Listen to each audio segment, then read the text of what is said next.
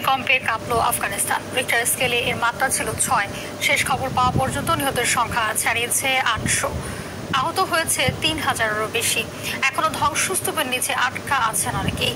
এদিকে ক্ষতির সামাল দিতে আফগান সরকারের আহ্বানে সাড়া দিয়েছে চীন, ভারত, তুরস্ক ও আজারবাইজান।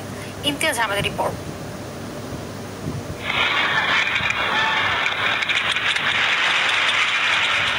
স্থানীয় সময় রোববার মধ্যরাত আচমকাই কেঁপে ওঠে আফগানিস্তানের নাঙ্গারহার ও কুনার প্রদেশ।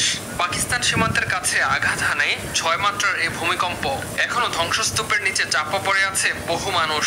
তাদের উদ্ধারে কাজ করছে স্থানীয় প্রশাসন ও বাসিন্দারা। মিলছে নতুন নতুন মরদেহের সন্ধান।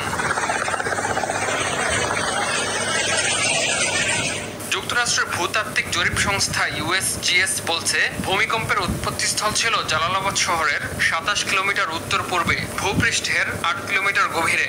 এরপর আরো অন্তত 9টি কম্পন অনুভূত হয়, যেগুলোর মাত্রা ছিল 4.5 থেকে 5.2 এর মধ্যে। হতাহতের বিষয়ে সামাজিক মাধ্যমে দেয়া এক বিবৃতিতে তালেবান সরকার জানায়, পূর্বাঞ্চলীয় কিছু প্রদেশে প্রাণহানি ও সম্পদের ব্যাপক ক্ষতি হয়েছে।